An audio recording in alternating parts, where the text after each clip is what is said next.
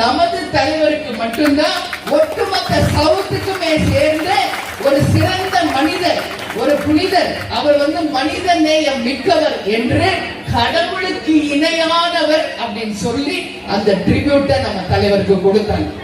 அது மறுநாள் நம்ம கட்சி அங்க துபாயில இருக்கிறது.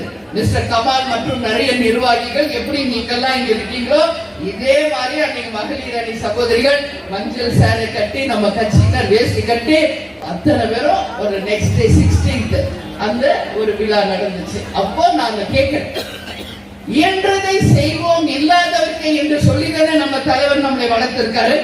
இங்க துபாய் வாழ் மக்களுக்கு என்ன உதவி வேணும் என்றாலும் சொல்லுங்கள், தேமுதிக சார்பாக செய்ய தயாராக இருக்கிறேன் என்று நான் சொன்னேன்.